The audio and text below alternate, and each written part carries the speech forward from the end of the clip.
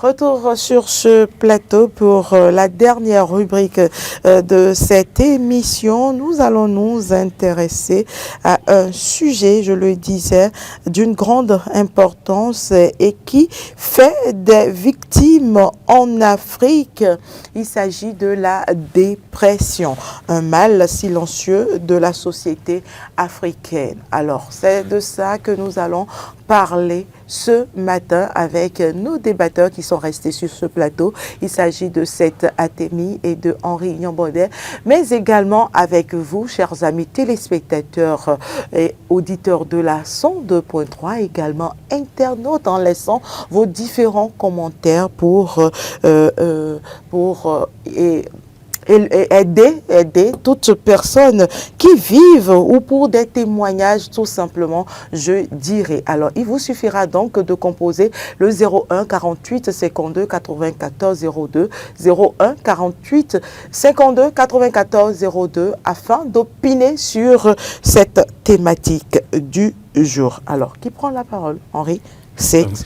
Volontiers, je répondrai. Allez-y, allez-y donc. J'ai envie de dire que vous le formulez bien, c'est un mal silencieux, la dépression, surtout en Afrique, j'ai envie de dire en Afrique noire. Justement.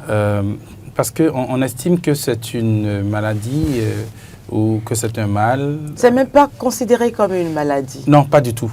Quand vous dites que vous souffrez de dépression, on vous dit, bon, tu as mangé, va manger. Non, il faut oublier, il faut essayer d'oublier, passe à autre chose. Voilà, on te dira que c'est la galère, tu manques d'argent, tu as besoin de combien? On te donne 2 000 ou on te donne 5 000. On pense que ça va résoudre. Banalise. On banalise totalement. Alors que c'est une affection comme toute une autre. Exactement, une affection qui est même encore plus dangereuse que certaines autres affections. La dépression, ça se passe dans la tête, ça se passe dans votre esprit, c'est dans votre mind en fait, c'est dans le mental, c'est psychologique comme vous le dites. Donc, malheureusement, la meilleure façon de s'en sortir, c'est de pouvoir discuter avec son entourage, faire des choses qui nous départissent de tout ce qui nous rend dans la dépression. Parce que la dépression, pour faire une analogie, pour moi, c'est passer dans un couloir sombre, un couloir totalement noir, où il n'y a aucune once de lumière. Aucune once. Vous êtes dans le noir absolu. Vous êtes ce noir-là, je ne sais même pas si... Difficilement vous pensez par vous-même. Et vous êtes tout seul. Vous êtes tout seul. Parfois, vous entendez des voix dans votre tête, plein de voix, mais aucune de ces voix-là ne vous dit de belles choses. Voilà. Toutes ces voix-là ne vous recommandent que de mauvaises choses. Oui. Et la plupart du temps, ce qui revient dans votre tête et que vous entendez à tout bout de champ, c'est « Pourquoi tu vis encore ?» Pourquoi ne pas mettre fin à ça? La meilleure façon de mettre fin à ça, écoute, c'est harakiri, c'est un suicide. Trouve un fleuve, jette-toi dans le fleuve. Prends un couteau, coupe-toi une veine. Écoute, mets fin à ta vie. Personne ne te considère, regarde. Même quand tu en parles, on te refoule. Et là, quand vous n'êtes pas fort, quand vous n'avez pas une certaine assistance psychologique et psychopédagogique, vous passez au pire, malheureusement. Vous avez sans doute entendu un policier, enfin, ou telle personne s'est suicidée, suicide dans telle localité, etc., etc. Personne ne se pose la question de savoir, mais pourquoi est-ce que ces personnes-là... Voilà. C'est des personnes qui peut-être ont été dans un état de dépression excessif et qui sont parvenus au pire, malheureusement. Parce que ce n'est pas ça la solution. Et l'autre chose que je dirais pour finir cette première prise de parole par rapport à ça, c'est qu'il se trouve que dans nos sociétés, nous avons, je n'ai pas de statistiques, mais j'ai comme l'impression que sur 10 personnes, nous en avons au moins 6-7 qui souffrent de dépression, mais qui se taisent parce qu'elles ont peur d'être mal vues quand elles en parlent. Parce qu'elles ont peur d'entendre encore les mauvaises réactions quand elles en parlent. La société, l'entourage qui vous plonge. Exactement. Et ces mauvaises réactions-là vous plongent davantage dans l'abîme de la dépression. Et donc, je voudrais ce matin juste dire que arrêtez de penser que la dépression n'existe pas en Afrique noire. Elle existe. J'ai même comme l'impression qu'il y en a plus chez nous qu'en Europe, alors qu'on n'a pas assez de psychologues pour le traitement de cette affection-là. Henri Nyambodè, je vous donne d'abord la parole. Non, je voudrais d'abord rappeler que la dépression n'est pas égale à la tristesse. Il faut arriver donc à le faire. C'est plus profond. C'est plus profond que la tristesse. La tristesse, c'est passager. C'est passager et tout le reste. Mais la dépression, comme l'a dit, c'est toute une période. On n'en guérit pas facilement. Parce que quand le choc est violent, quand ce que vous vivez, ça affecte même votre manière de manger, votre manière de... Ou ça perdu dans le temps également. Donc il faut arriver à... Mais quand ça arrive, il faut des oreilles attentives pour vous écouter. Pour vous écouter, vous soutenir. C'est ça également. Quand vous êtes dans un environnement, il faut arriver à voir le comportement de vos proches et arriver à les aider.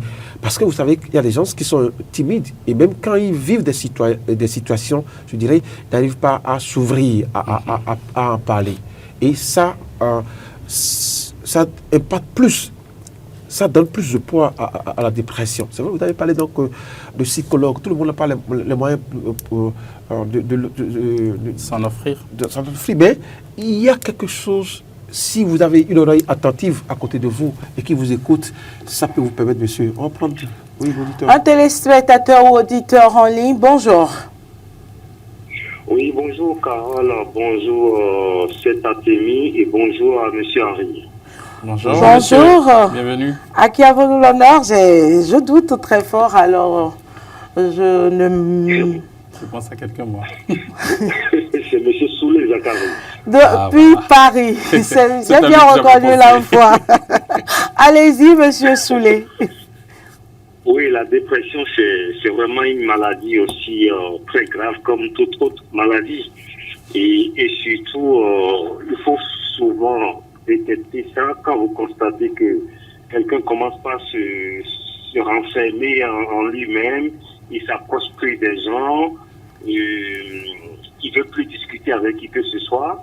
Ben, il faut l'aider, il faut aller vers cette personne, il faut essayer de lui arracher ne fait que sourire et parler avec lui, et si possible même le prendre et le promener un peu, ça peut l'aider dans cette situation. La dépression, c'est pas une bonne chose, ça peut arriver partout, même dans le milieu professionnel. Quand vous constatez que quelqu'un ne veut plus parler à ses collègues, il faut aller vers cette personne-là. Merci à vous, monsieur Soulé. Merci. Merci beaucoup. Henri, vous poursuivez? Oui, je suis d'accord avec monsieur Soulé. On lui souhaite un bon séjour là-bas et merci de nous suivre depuis Paris. Et fréquemment d'ailleurs, fidèle téléspectateur. Ça nous fait plaisir qu'on nous regarde depuis Paris. Allez-y. Revenons sur la dépression. On parle de la dépression là. La dépression. Je vous raconte une petite histoire. Moi, j'ai un stagiaire chez moi et un jour, il m'a dit, je veux te parler. Il dit, d'accord. J'avais un rendez-vous à Cotonou, mais il dit, la première phrase m'a fait oublier tout à l'heure mon rendez-vous. Il m'a dit, quelque chose me dit très souvent de me suicider parce que ce que je sais plus à rien dans ma famille. Il dit, pourquoi? Et quand il a raconté son histoire, c'est depuis des années. Wow. Parce que sa sœur, je dirais, sa petite sœur a eu cette onction-là et est toujours première de sa classe. Et en classe, elle a fait la même classe que sa petite sœur. Et l'enseignant, et ça également, l'enseignant lui a dit des mots insupportables. Qui l'ont touché. Et a même demandé que les gens crient son nom, l'humilie. Oh là. Et il a été affecté. Et depuis des années, il traîne ça. Il continue de ruminer cette humiliation. Et le jour que je l'ai rencontré, je vous jure que ça a fait dans ma tête. J'ai oublié mon rendez-vous, je vous dis ça. J'avais à faire débat sur télévision. J'ai dû annuler le débat. Je l'ai écouté de 14h jusqu'à 18h. Wow. Et quand on a fini, je me dis, attention, ça peut dégénérer. Et j'ai parlé avec un certain nombre de gens pour dire, voici ce que j'ai vécu avec notre ami. J'ai appelé quelques responsables et j'ai dit, voici ce que j'ai vécu avec notre ami. Il faut qu'on l'écoute. Il faut qu'on se rapproche plus de lui pour le faire oublier cette envie-là, comme tu l'as dit. Parce que les voix que vous écoutez dans cette période de dépression, ce n'est pas des voix qui vous envoient à faire de bonnes choses. De bonnes choses, non. Oui. Et donc, aujourd'hui, je pense que il revient en lui-même peu à peu avec le temps. Téléspectateurs en ligne, bonjour. Oui, bonjour Carole. Bonjour, monsieur Ayonou Lucien. Comment vous allez bien? Allez-y pour vos... Je salue le plateau Henri Ambole et l'autre. Bonjour, monsieur Ayonou. Oui, vous allez bien là. Très bien. Et la dépression, l'une des fautes de la dépression, c'est les épreuves de la vie. Et quand on se trouve à ce niveau-là, il faut forcément se faire assister. Et c'est quand on ne le fait pas qu'on tombe dans certains pièges, comme la mort subite par noyade sans raison. Et aussi, il y a des gens, mais quand ils se trouvent dans cette situation, ils n'aiment pas partager avec les gens. C'est à nous-mêmes et d'observer le comportement de nos voisins. Si des gens se comportent d'une manière extraordinaire, je vais dire, d'une manière qui n'est pas possible, nous devons faire des choses à se rapprocher, hein, pour parler avec eux et leur mettre dans les conditions pour être leurs confidents. Il y a des gens qui ne peuvent pas partager ce qu'ils vivent avec des voisins. Ils gardent ces choses-là, tomber dans ces pièges. Puisque vraiment, ça tue beaucoup aujourd'hui. Et merci beaucoup. Merci à vous, monsieur Ayonou Lucien. Donc c'est ça. Je pense que la meilleure solution, à défaut donc de s'offrir un psychologue, c'est d'avoir quand même quelqu'un à côté, des gens qui puissent vous écouter. Et voilà. Il y a quelqu'un encore. Téléspectateurs en ligne, bonjour. Bonjour Carole. Bonjour, monsieur Roméo Média. C'est bien moi. Allez-y. Merci, je salue Akemi et Niakodé. Merci, bonjour monsieur. Bien. Oui. Et la dépression, tout le monde peut-être ne va pas vite comprendre le français. Vous savez. Et comment on l'appelle enfant, s'il vous plaît? Linkon. Linkon, ok, d'accord. Linkon et Ouméou Assis. C'est vrai. Ça, c'est vrai. Ce que vous disiez là, vous ne croyez pas que c'est un bon sujet. C'est un sujet que beaucoup, si on devrait comprendre vite, on doit avoir aussi trop de soucis de ça. Ça tue pas mal de personnes par jour. Parce que si tu penses à ton foyer, à ta famille. Voilà vraiment un lieu dans lequel le mal se vit. Et côté choses qu'on appelle belle famille. Et ce que tu sais faire ton boulot. Et tu as le souci, par exemple, Carole, de venir au service à 6h30 par là. Et à 6h, par exemple, ton enfant a le costaud. On ne souhaite pas ça. Monsieur Roméo. Écoutez. Mais est-ce que c'est la même chose quand on dit liquement là? C'est pas souci? Oui, c'est la même chose. Non, souci. Est-ce que avoir des soucis égale avoir la dépression?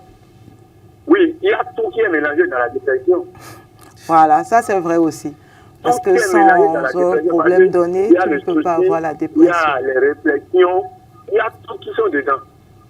Ça fait que si tu t'aimes un peu grosse, tu vas te maigrir. Écoutez, vous arrivez à nous faire sourire sur le sujet. On ne peut pas vite comprendre ce qui est là. Et après avoir réfléchi, penser au mal qui sont dedans, qu'on va comprendre que c'est un bon sujet.